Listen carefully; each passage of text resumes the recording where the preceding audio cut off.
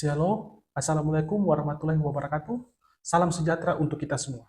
Terima kasih telah menyempatkan diri untuk menonton video ini. Perkenalkan, nama saya Beni Abraham Bungasalu. Saya adalah dosen program studi fisika, Fakultas Matematika dan Ilmu Pengetahuan Alam Universitas Cendrawasih dengan nomor induk dosen nasional atau NIDN 0015019207. Selain itu, saya juga mendapatkan tugas tambahan sebagai Ketua Laboratorium Geofisika Lingkungan dan Kebencanaan.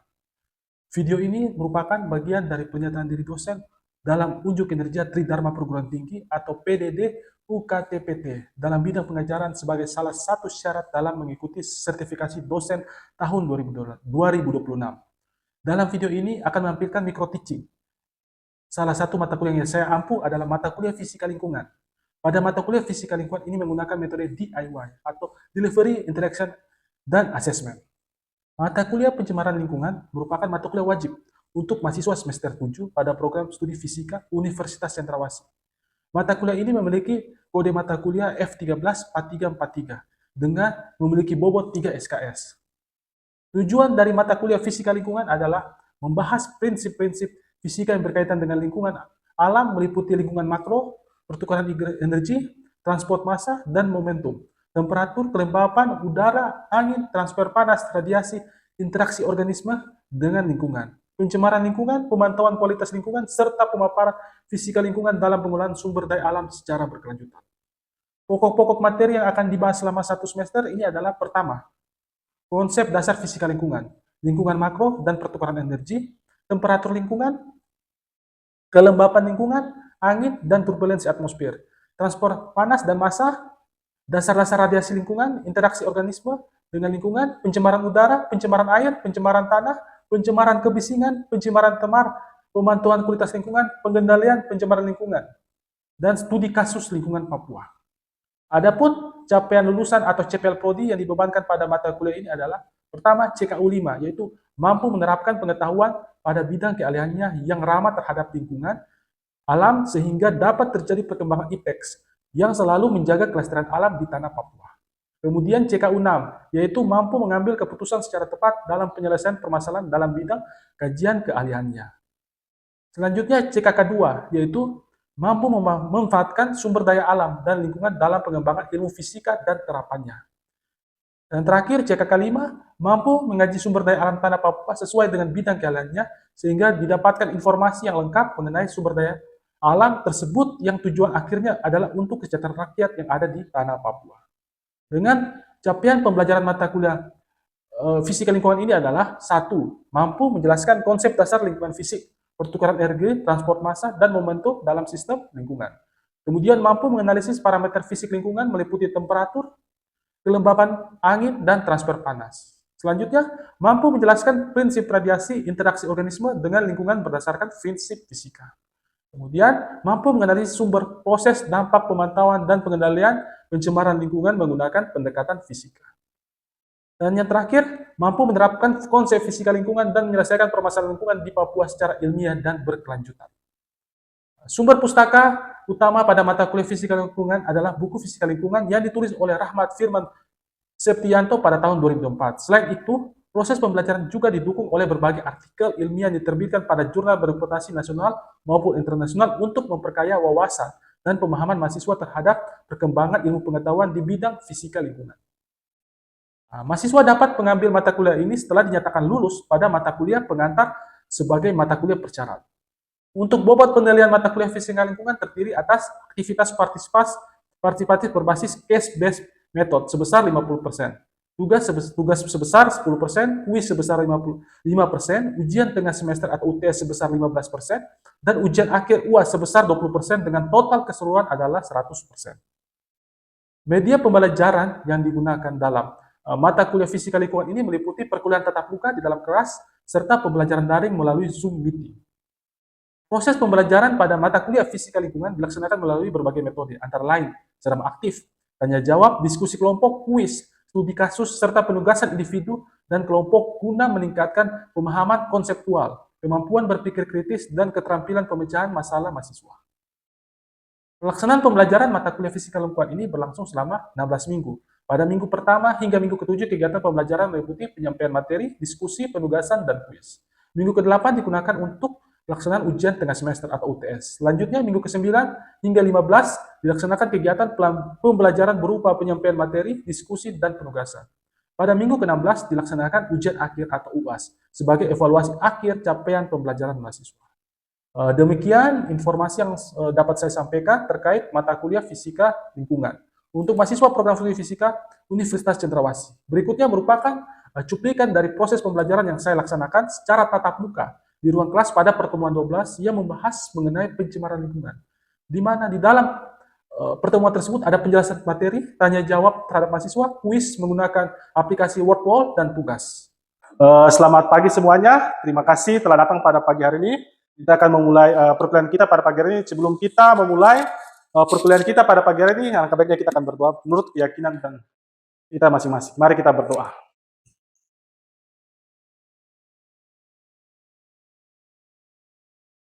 Selesai.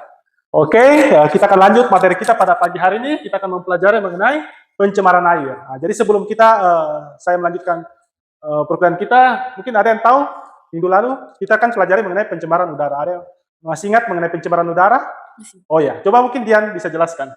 Menurunnya kualitas udara akibat masuknya zat, gas, partikel, atau bahan kimia berbahaya ke atmosfer yang berdampak buruk pada lingkungan dan makhluk hidup. Ya, itu salah satu dari pengertian dari pencemaran udara kan. Jadi masuknya makhluk hidup lain yang mengganggu sehingga membuat kualitas udara itu menurun. Nah, ada yang tahu sumber-sumber dari pencemaran udara? Nah. Mungkin ya, banyak bisa menjawab. Pencemaran udara? Ya. Jadi salah satunya asap kendaraan contohnya. Iya, emisi kendaraan umum kan. Nah, jadi kendaraan motor, mobil itu termasuk juga sumber pencemaran dari udara. Nah, makanya kan sekarang lagi berkembang kan motor listrik, mobil listrik kan. Nah, biar tidak ada gas yang dibuang kan. Kalau pakai motor listrik ini tidak ada pembuangan gas yang dibuang. Nah, kemudian itu selain itu juga sumber pencemaran udara dari pembakaran sampah kemudian limbah pabrik. Nah, itu termasuk pencemaran udara. Makanya kan sampah-sampah itu sebenarnya tidak boleh dibakar. Kan? Kalau dibakar bisa membuat ini kan polusi kan pada udara. Nah, makanya sampah itu tidak boleh dibakar. Jadi kalau kalian lihat nanti misalkan pulang ke rumah atau orang tua kalian atau kakak saudara kalian yang membakar sampah, mending jangan. Jadi kalau sampah-sampah dedaunan itu atau makanan itu baiknya ditimbun. Nah, biar bisa menjadi pupuk kan. Nah, kalau dibakar bisa menjadi polusi. Nah, kan kalian belajar mengenai efek rumah kaca kan. Nah, gas itu kan tidak lari kemana-mana, dia kan berada di atmosfer saja. Nah, jadi kalau terlalu banyak, jadi nanti kita hirup. Nah, semacam ini kejadian di Sumatera dengan Kalimantan kan akibat pembakaran liar kan. Pembakaran itu kan membuat asap yang banyak kan sehingga mereka pernapasannya terganggu. Nah, kebanyakan kan kalau ISPA itu inspeksi. Nah, ISPA itu yang membuat pernapasannya terganggu. Nah, jadi pada hari ini kita akan mempelajari mengenai pencemaran air. Jadi lanjutannya kita akan mempelajari pencemaran air. Jadi apa itu pencemaran air? Sebelumnya kita tujuan dari pembelajarannya adalah mampu menjelaskan sumber pencemaran air. Jadi dari pertemuan ini kita nanti akan kita mampu menjelaskan sumber pencemaran, kemudian parameter fisika kualitas air, kemudian dampaknya terhadap lingkungan. Nah, itu adalah tujuan pembelajaran kita pada pagi hari ini. Kemudian apa yang dimaksud dengan pencemaran air? Hampir sama. Jadi kalau pencemaran udara kan dimasukkannya makhluk hidup, zat, energi, dan komponen lain ke dalam air kan. Kalau udara ke dalam udara. Kalau ini hampir sama, dia masuknya atau dimasukkannya makhluk hidup atau zat, energi, atau komponen lain ke dalam air sehingga kualitas air itu menurun dan tidak dapat berfungsi sesuai peruntukannya. Jadi sesuai peruntukannya apa ya? Sebagai pakai air minum kan. Nah, kemudian mandi. Kalau air tercemar kan, kalau kita pakai mandi kan bisa membuat kulit kita jadi iritasi kan. Kalau kita minum bisa menjadi penyakit. Nah, mungkin kita diare kan.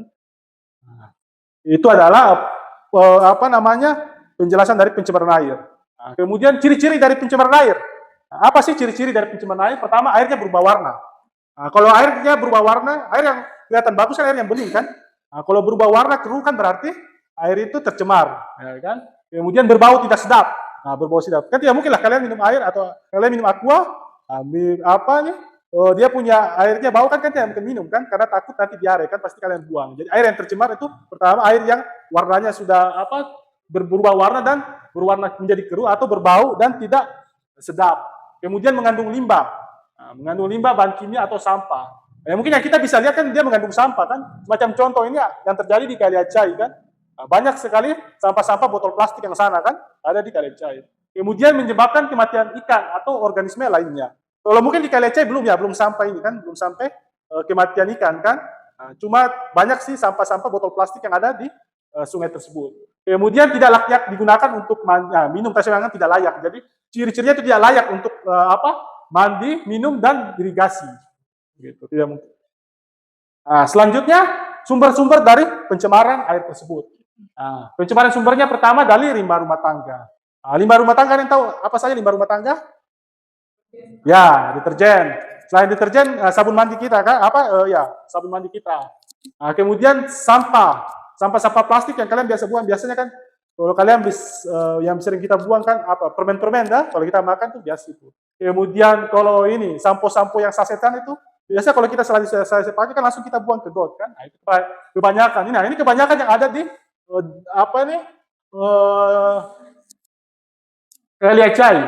Itu yang paling banyak botol. Apalagi kalau sudah musim hujan, pasti banyak sekali botol yang ada di Kalia Chai kan. Kemudian limbah industri. Limbah industri itu bahan kimia berbahaya logam berat. Kalau kita di Jayapura sini, kebanyakan itu kalau limbah industrinya itu limbah UMKM yang dari pabrik tahu tempe. Tahu tempe itu yang paling banyak. Banyak sekali itu yang membuangnya langsung ke sungai itu limbahnya. Paling banyak yang saya bilang Kalia Chai. Kalian kalau lewat Kalia Chai itu paling kiri kanan itu pasti ada pabrik tahu tempe. Itu limbahnya dia buang ke itu. Itu yang merusak ekosistem yang ada di Sungai Kalia Chai. Sehingga itu yang membuat bau busuk di Kalia Chai. Jadi selain limbah rumah tangga, limbah itu juga. Kemudian di situ juga memang ada beberapa bengkel yang di situ, bengkel-bengkel pengecatan situ itu yang membuat juga air di Kalia Chai itu tercemar. Jadi kan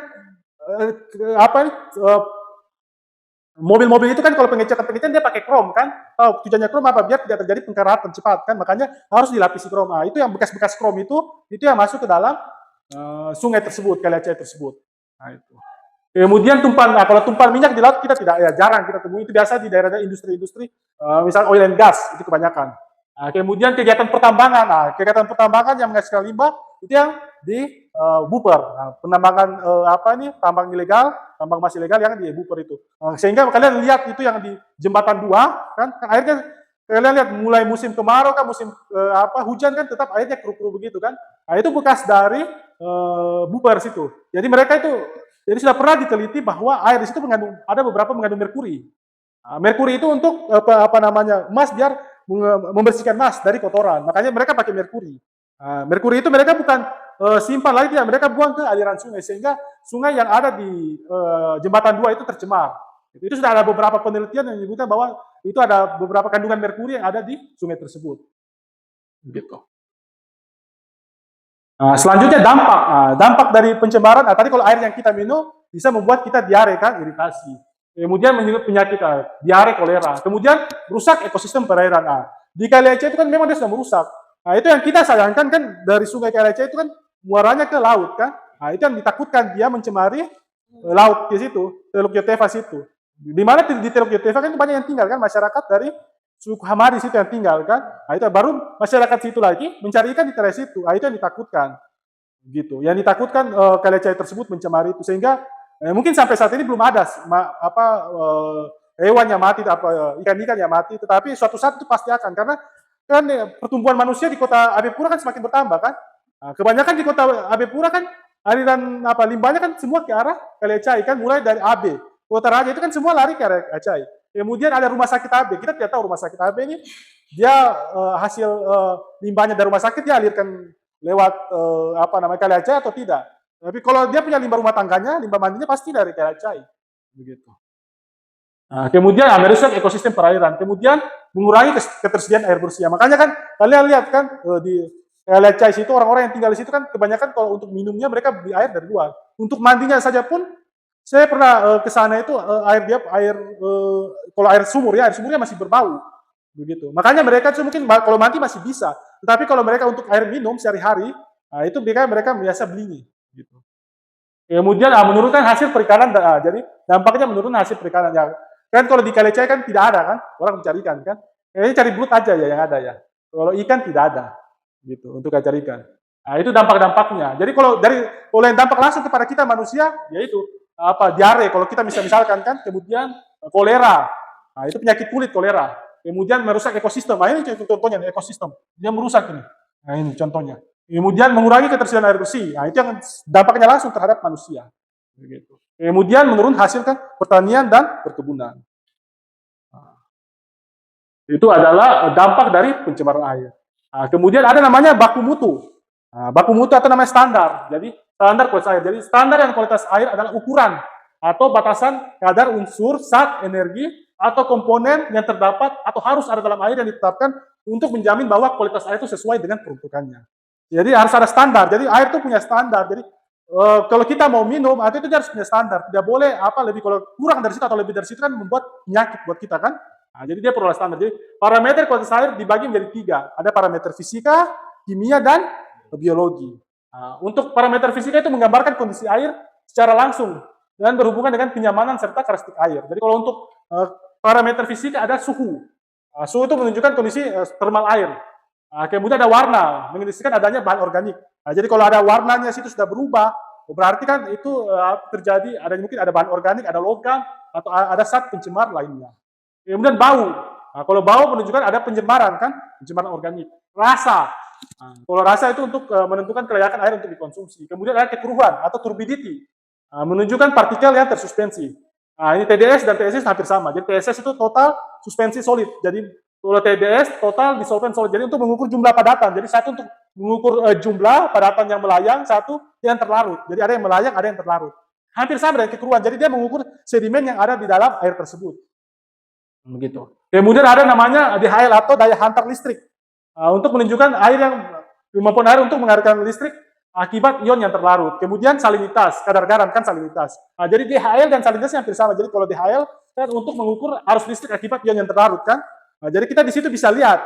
Jadi kalau daya hantar listriknya besar, jadi kemungkinan besar itu air garam karena air garam mengantarkan listrik. Nah, hampir sama dengan salinitas kan kegaraman kan. Nah, ini hampir sama. Jadi untuk melihat hal yang sama. Jadi kalau DHL untuk menunjukkan kemampuan air untuk mengantarkan arus listrik dalam ion yang terlarut. Nah, fungsinya sama biar kita bisa tahu air ini air asin atau air tawar. Nah, kalau salinitas kan melihat kegaraman kan, tingkat kegaraman dari air tersebut. Nah, itu adalah parameter dari fisika. Kemudian setelah itu ada namanya juga parameter dari kimia. Kimia apa? Itu menunjukkan kandungan zat kimia dalam air beserta dampaknya terhadap kesehatan dan lingkungan. Jadi satu parameter dari kimia itu adalah derajat keasaman atau pH. pH. Jadi pH yang normal kan tidak asam tidak basa berarti 7 kan, yang netralnya 7. Memang kalau kita harus minum air biasa pH-nya, tapi biasa lebih karena ada mineralnya sedikit. Kemudian ada oksigen terlarut atau DO, dissolvent oksigen. Jadi di air itu perlu ada oksigen kan, karena kalau air ada di sungai berarti untuk makhluk hidup yang ada di situ untuk kan bernafas kan hewan-hewan kan ikan tuh memang dia alat bantunya pakai insang tapi bernafasnya pakai oksigen kan. Kemudian tumbuhan-tumbuhan perlu oksigen juga karena untuk dilakukan adanya fotosintesis. Kemudian ada namanya BOD, biochemical oksigen dan COD. COD itu chemical, jadi BOD biochemical, kalau C-nya itu kalau COD chemical, jadi BOD biochemical oxygen demand, kalau COD chemical oxygen demand. Jadi kalau BOD untuk mengukur pencemaran bahan organik, kalau COD itu untuk mengukur bahan pencemaran yang ada dalam air tersebut. Mohon maaf ini karena tabelnya terlalu besar makanya tidak terlalu kelihatan. Kemudian ada namanya nitrat, fosfat. Ini untuk mengukur untuk mengukur logam berat yang ada dalam ini, besi, yang timbal, merkuri. Ini untuk mengukur logam berat yang ada dalam air tersebut. Selanjutnya ada namanya parameter biologi. Apa itu parameter biologi? Parameter biologi digunakan untuk mengetahui organisme hidup. Jadi kita mau tahu organisme hidup yang ada dalam air tersebut. Yang dapat menjadi indikator kondisi lingkungan, perairan, dan tingkat pencemarannya. Secara umum sih biasa yang dilihat itu ada 2, total klorium dan fekal klorium. Tapi ada beberapa, di sini ada 12, ada estrikal, ada fitoplankton, zooplankton, bentos, parofon, bakteri ini, alga, kemudian mikrofita air. Kemudian indeks keanekaragaman. Biasa yang dicek untuk parameter biologi itu yang digunakan total coliform dan fecal coliform. Kalau total coliform itu indikatornya untuk indikator pencemaran untuk limbah domestik. Itu total. Kalau fecal untuk menunjukkan kontaminasi tinja manusia atau hewan yang ada dalam air tersebut. Jadi tinja dan ini juga merusak lingkungan, merusak air juga. Jadi jangan kalian pikir adanya tinja, kotoran itu bisa membuat air itu bagus tidak, dia merusak. Mungkin kalau di dalam tanah dia sebagai pupuk kan, kalau dalam air itu sebagai kotoran. Ya, dia bisa merusak air tersebut. Begitu. Jadi kalau tinja yang ada di tersimpan dalam tanah mungkin itu dia sebagai pupuk, tapi kalau ada dalam air, yang ada dalam air kan bisa terkontaminasi kan, kita minum, ya masa kita ini kan merusak ini. Kemudian juga bau yang ini kan ditimbulkan kan bisa membuat kita diare juga termasuk. Nah, selanjutnya ada namanya klasifikasi mutu air di Indonesia. Jadi menurut Permen PP nomor 82 tahun 2001, pengelolaan kualitas air dan pengendalian pencemaran air khususnya pasal 19. Jadi klasifikasi mutu air di Indonesia itu terbagi menjadi 4. Ada klasifikasi 1, 2, 3, dan 4. Jadi kalau kelas 1 itu air baku, air yang kita minum. Kemudian kelas 2 itu untuk rekreasi air. Nah, kolam renang, itu dia juga punya standar juga. Jadi baku mutu airnya ada standar, jadi air minum yang kita minum punya standar. Jadi kemudian kelas 2. Nah, macam rekreasi air kolam renang itu dia punya standar juga. Dia bisa air yang kotor kita kasih masuk gitu. Kemudian kelas 3 budidaya ikan tawar. Nah, kemudian kelas 4 itu untuk irigasi atau pertanian dengan peruntukan yang setara. Nah, ini adalah klasifikasi. Jadi menurut PP nomor 82 tahun 2001 terdapat 3 klasifikasi. Jadi 4 klasifikasi. Jadi klasifikasi air baku untuk minum, 2 itu untuk rekreasi atau budidaya ikan tawar, kelas 3 budidaya ikan tawar, kemudian kelas 4 untuk irigasi pertanian. Nah, ini adalah baku mutu air permukaan di Indonesia. Jadi untuk kelas 1, kalau suhu kelas 1 27, untuk pH-nya suhunya 27 derajat Celcius. Nah, kalau kelas 2 dan 3 24 sampai 30. Nah, kalau kelas 4-nya 23 sampai 32. Nah, untuk pH-nya kelas 1 6 sampai 9. Nah, kalau kelas 2 kelas 1 2 3 hampir sama. Kalau kelas 4 untuk irigasi itu lebih rendah lagi 5 sampai 9 gitu. Nah, untuk DO-nya ada solvent oksigennya. Kalau kelas 1 di atas 6. Nah, harus banyak kan oksigennya kan, banyak di dalam air kan. Kemudian kelas 2, 3 dan 4, kelas 2 di bawah lebih besar daripada 4, kelas 3 lebih besar sama dengan 3, dan kelas 4 lebih besar daripada 0 sama dengan 0. Nah, kalau BOD-nya harus lebih kecil. Nah, COD dan sama dengan COD-nya. Kalau BOD-nya untuk kelas 1 yang kita minum itu kurang dari 2. Nah, kalau kelas 2 kurang dari 3, kelas 3 kurang dari 6, dan kelas 4 kurang dari 12. Nah, itu COD-nya. Kemudian TSS juga hampir sama. Nah, itu total solidnya itu harus lebih kecil. Nah, kalau kelas 1 harus kurang dari 50. Itu untuk nilai TSS. Kalau TDS-nya kurang dari 1000. Nah, jadi ini adalah baku mutu air permukaan di Indonesia. Jadi standarnya gitu. Nah, kemudian ini amonia, nitrat, fosfat. Nah, ini bahan-bahan kimia yang ada harus kurang. Kemudian minyak, deterjen. Nah, ini deterjen ini kalau kelas 1 harus kurang dari 0,2. Nah, kalau kelas 1, 2, 3 hampir sama. Kelas 3 kurang dari 0,5 dan kelas 4 kurang dari 1. Nah, ini adalah nilai baku mutu dari permukaan air di Indonesia. Nah, kemudian ada namanya indeks pencemaran. Jadi dari baku mutu itu kita bisa tahu indeks pencemarannya. Itu ada perhitungannya. Jadi menurut Kepmen Elhan nomor 115 tahun 2023 itu ada namanya IP indeks pencemaran. Jadi metode yang digunakan untuk menentukan tingkat pencemaran dari air tersebut. Jadi ada 4. Ada air yang tidak tercemar, kemudian tercemar ringan, tercemar sedang, dan tercemar berat. Nah, jadi air kita bisa hitung itu, kita dari indeks pencemaran air kita bisa tahu. Jadi indeks pencemaran air itu adalah metode yang digunakan untuk menentukan tingkat pencemaran suatu bahan air dengan membandingkan hasil air pengukuran parameter kualitas air terhadap baku mutu yang telah ditetapkan. Nah, tadi ini. Jadi dari baku mutu yang telah ditetapkan kita bisa tahu. Nah, bagaimana kita bisa tahu? Kita turun langsung untuk mengukurnya. Nah, jadi ini ada nilai baku mutu yang ditetapkan, kemudian ada yang kita terjun langsung melihat. Nah, ini adalah rumusnya IPJ. Nah, ini indeks pencemaran akar dari dalam kurung CI dibagi dengan LIJ kuadrat bagi R ditambah CIJ. Nah, ini kalau LIJ itu baku mutu parameter. Jadi LIJ ini yang kalau CI itu yang kita terjun langsung, kita lihat konsentrasinya. Jadi kalau LIJ ini yang baku mutunya. Nah, sesuai dengan kelasnya, kelas 1, 2, 3. Nah, kalau yang LGR itu nilai rasio rata-rata, ini kan ada R kan, ini ada M. Kalau R ini yang rasio rata-rata, kalau M itu yang rasio maksimumnya. Nah, ini adalah rumusnya. Nah, ini adalah kategori status mutu air. Jadi kalau 0 sampai 1 itu baik, belum tercemar. Kalau 1 sampai 5 tercemar ringan. Nah, kalau 5 sampai 10 sedang, di atas 10 ke atas itu berarti tercemar berat. Nah, ini misalkan salah satu contoh ya, kalau ada BOD. Biochemical oksigen demand. Jadi diketahuinya ini pengukuran CIJ, pengukuran langsung. Diketahui 6, baku mutunya 3. Nah, jadi rasionya kita bagi 3 aja, 6 bagi 3 adalah 2. Kemudian COD, chemical oxygen of demand, ini C ini pengukuran langsung, diketahui 25. Kemudian baku mutunya 10, jadi kita bagi ya. Kemudian TSS, total solid solvent 40, pengukurannya, baku mutunya 50. Ini ini kan hasil pengukuran air sungai. Jadi ini adalah diambil kelas berapa kalau sungai? Kelas 2. Nah, kelas 2. Kemudian DO, desulfur oksigennya, pengamatan langsung 4. Nah, baku mutunya 6. Nah, jadi maka rasionya 4 bagi 6 adalah 0,67.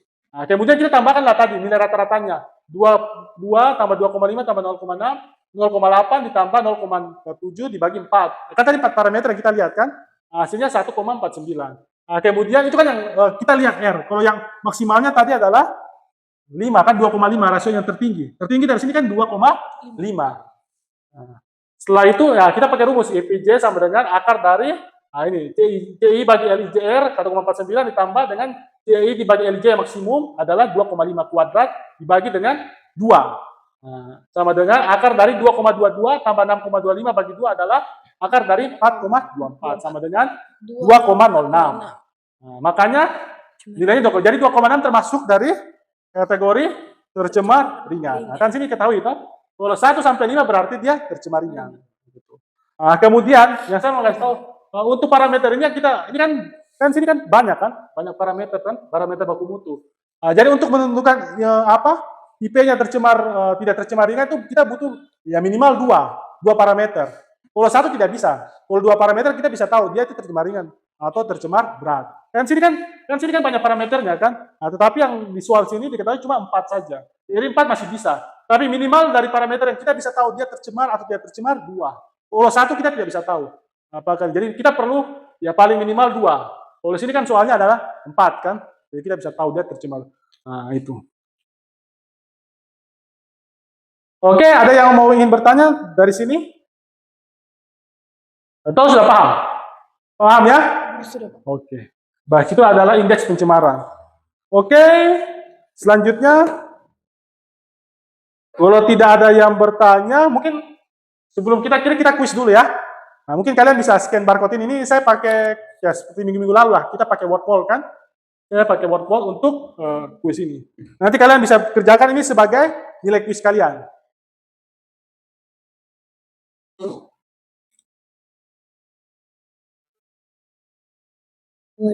Bagaimana sudah? Oke. Bagaimana? Bisa kan? Bisa ya.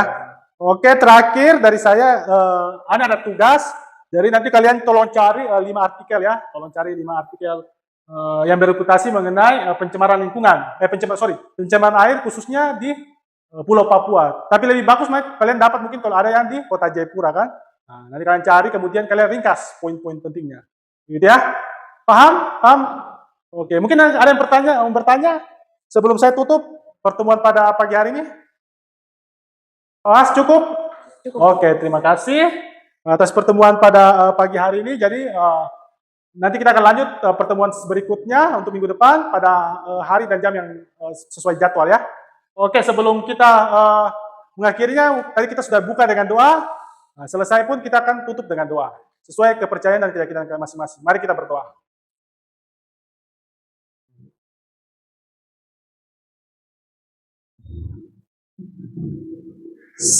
Selesai, terima kasih banyak, selamat pagi lagi. Pagi Bapak. Kita telah menyaksikan video perkuliahan fisika lingkungan yang di dalamnya telah memuat unsur DAA sebagai bagian dari syarat pengajuan sertifikasi dosen tahun 2006. Melalui tayangan ini, saya berharap proses pembelajaran yang saya laksanakan dapat menjadi gambaran nyata atas komitmen saya dalam pelaksanaan Tridharma perguruan tinggi khususnya di bidang pendidikan dan pengajaran. Semoga video ini dapat menjadi bahan pertimbangan yang baik dalam proses penilaian sertifikasi dosen yang saya ikuti. Terima kasih atas perhatian dan kesempatannya. Wassalamualaikum warahmatullahi wabarakatuh. Shalom. Salam sejahtera untuk kita semua. Terima kasih.